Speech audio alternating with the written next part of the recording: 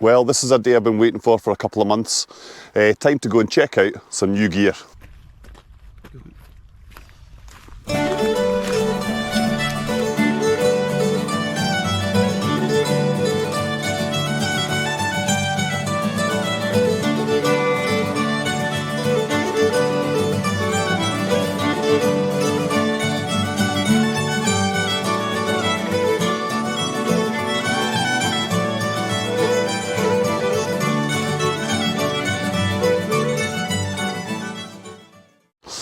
Well, hi, welcome along to the channel. For those of you who are new here, I'm G, and welcome to Red Man Walking. Tonight it's not going to be a long walk. What I'm testing out tonight has caused a bit of controversy over the last couple of months.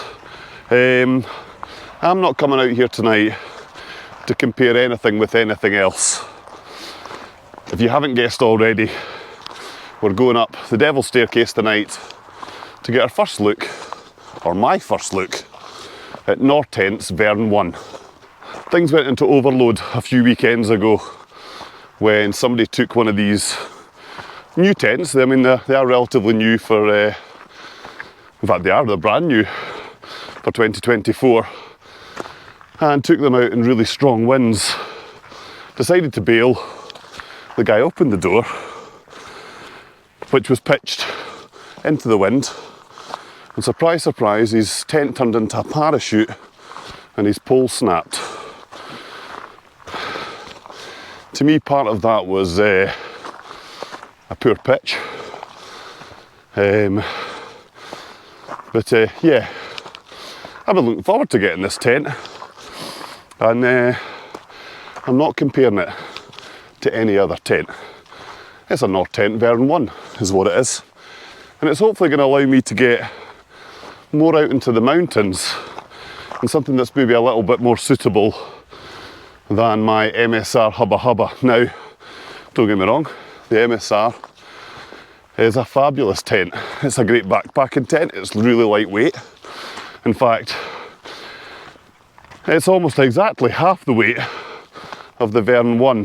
However, the Vern 1 is a much more sturdy construction and really designed for slightly stronger winds. I think that the pole system that runs across the top of the hubba tends to kind of flex in the wind when it gets strong. So I was looking for something that was going to get me up into the mountains, and should it get a bit more windy, which it's not supposed to tonight, should stand up okay.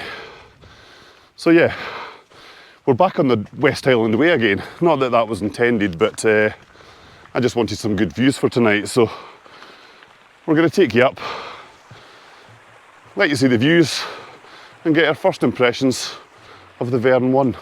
Right, let's go.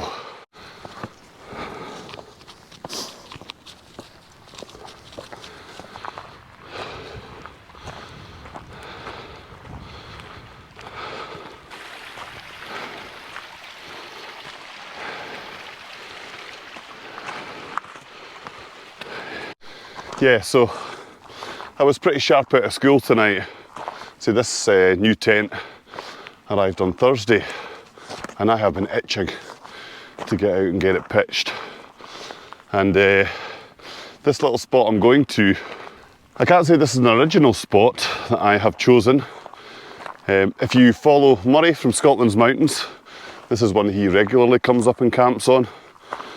The views off the back of here down to the back of the Bauchaille Etive Moor are stunning. So yeah, is there a better place to stick your tent for the night? I would doubt it. So the deal I made with my other half was that I would head up here tonight, get a quick camp in, up for the screck of dawn, and then back down the road. Before lunchtime, I've got a few jobs around the house to get done, so it's quite good that I'm able to just head off straight after work, get myself up here. It's only a 2-hour drive from Falkirk, and get up on the top, and the sun's still shining. We are due a wee bit of rain through the night, but nothing too much, so I don't think it's going to be tested too much for the rain. I just want to see what the features are like in the tent, how it pitches and how sturdy it feels. That'll be all interesting to find out. Right, I'm getting out of puff because I'm trying to talk and walk at the same time. So I'm going to put the camera away and I'll bring you back when we get up onto the top of the Devil's Staircase. Right, we'll see you up there.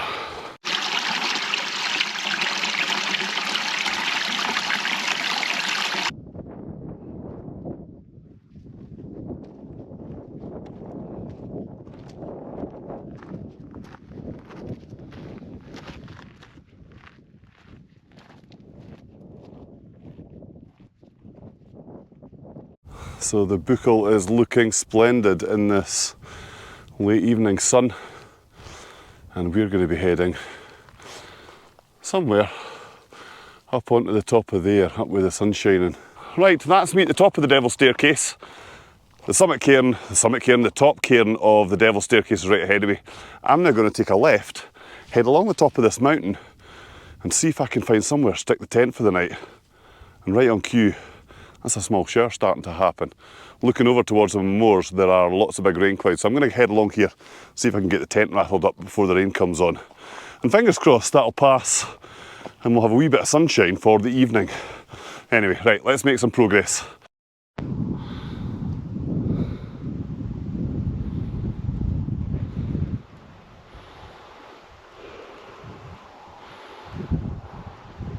Well, I have definitely spent a Friday night in worse places.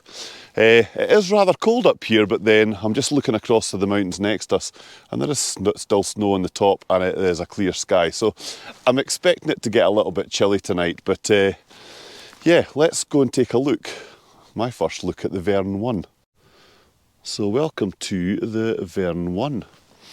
So for some of you, this might be the first look at it. So if you've been watching social media recently, you'll have seen that there has been an absolute bun fight in a cake shop with the launch of this tent.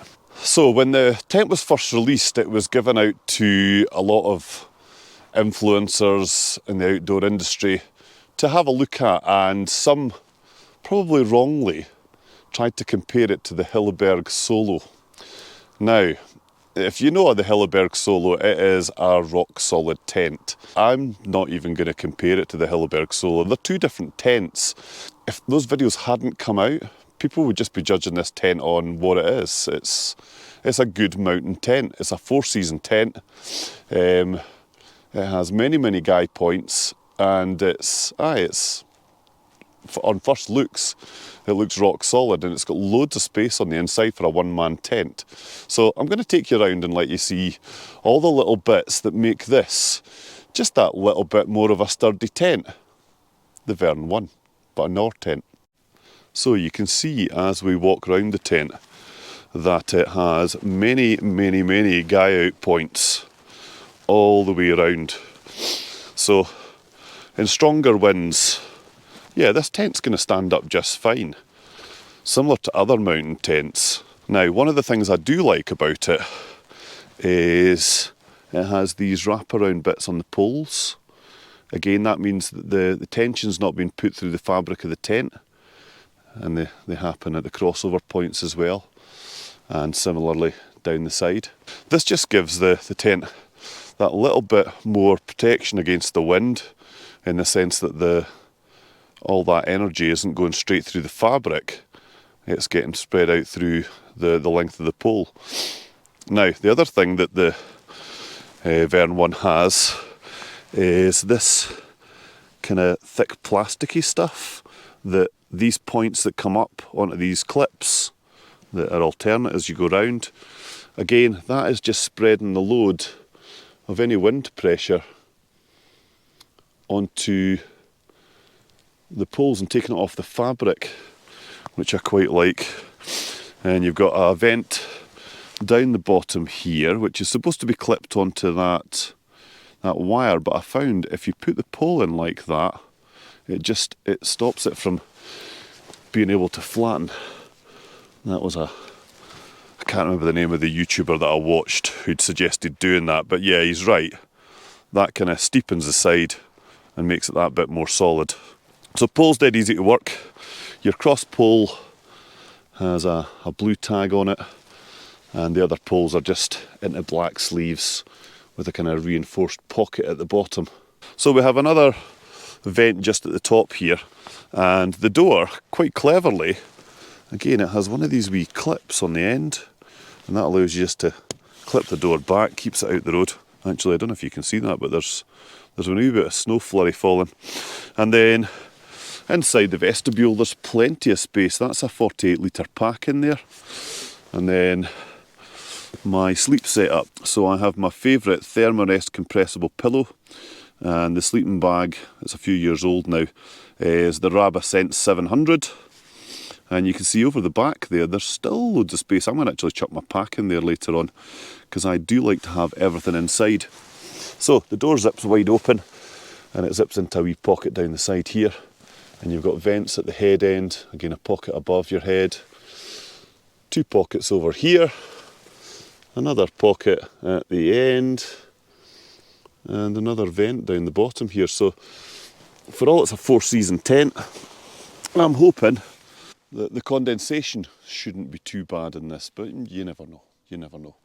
I'm just looking over towards the Blackwater reservoir and down to the dam there at the back, and I know we had a wee bit of a snow flurry falling, and it looks like the snow's falling over there again. I don't know whether we're going to get it this direction, but it is such a calm night, such a calm night. It's beautiful, and the sky is starting to glow pink. I might get the camera out later on once the sky pinkens up even more. I don't know if there's enough clouds to actually make it really stunning, but what a glorious night. Look at it, brilliant. Right, I'm going to get some food on, and I maybe speak to you a wee bit later. The sky has turned a beautiful shade of pink over the back here. There isn't really enough cloud to make it really spectacular, but what a clear sky. And all I can hear right now, there isn't a breath of wind.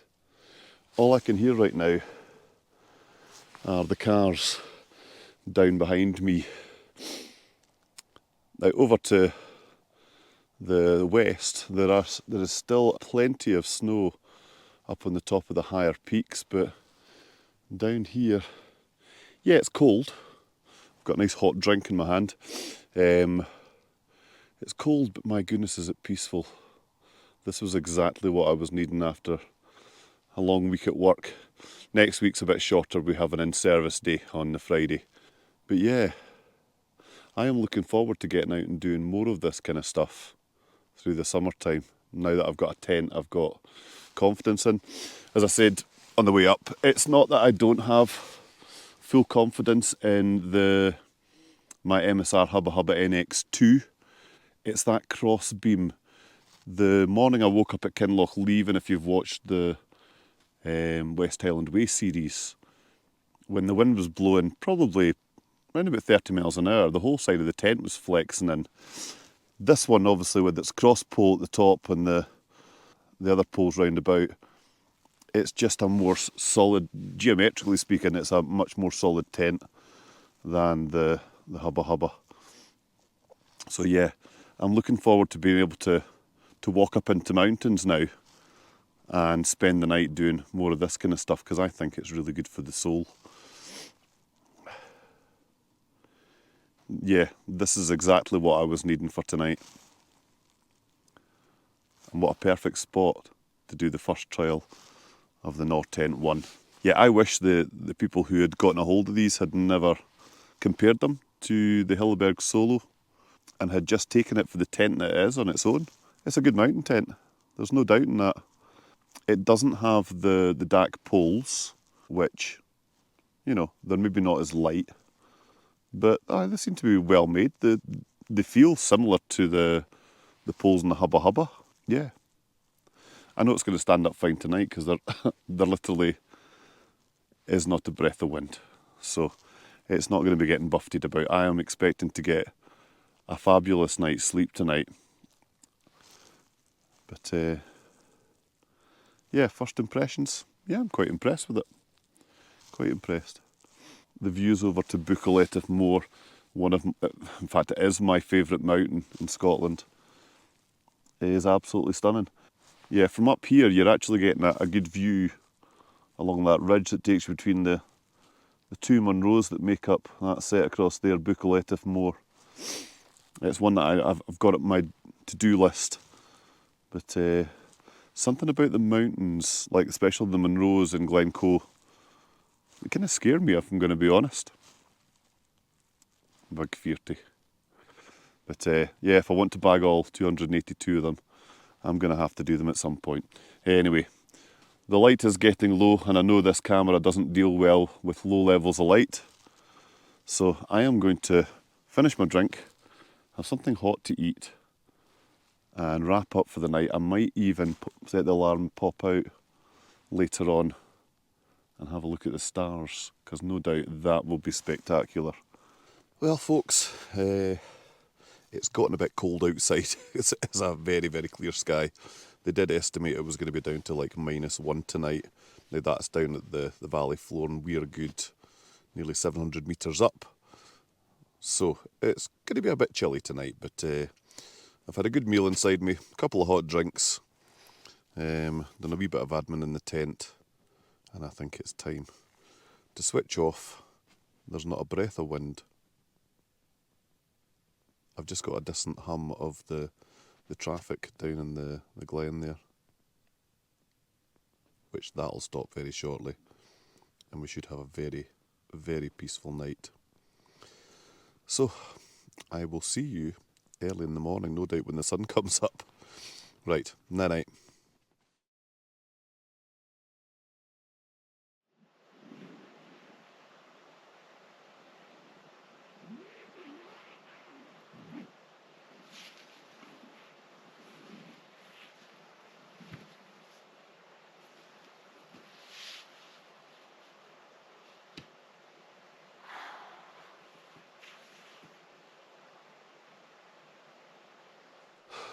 Well, I knew this place was going to be something special on the right day, and my goodness, I have chosen the right day. Check this out.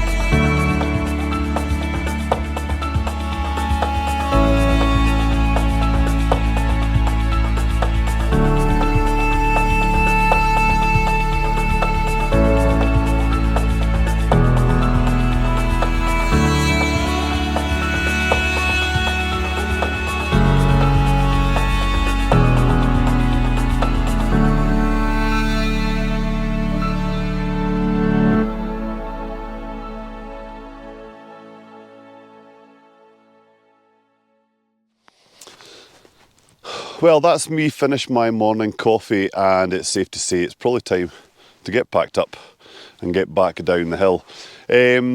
First impressions of the Nortent Vern one, I'm actually really happy with it. It's a solid tent once you get all the guys put out. And last night I had the anemometer inside, and the temperature was up to about 2 degrees, which when you consider outside, I'm going to guess it was down to anywhere between 0 and -5 last night. There is still frost on the ground.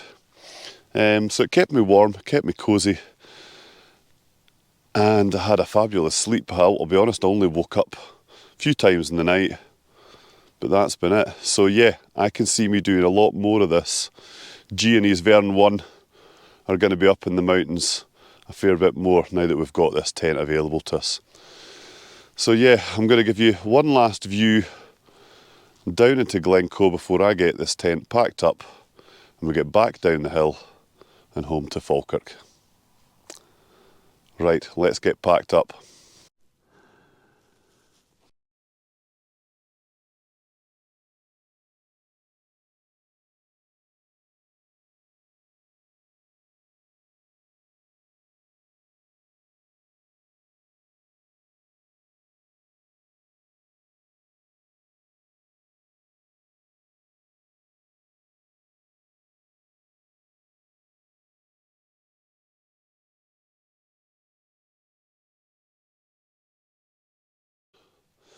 Well folks, that's me all packed up. As always, leave no trace.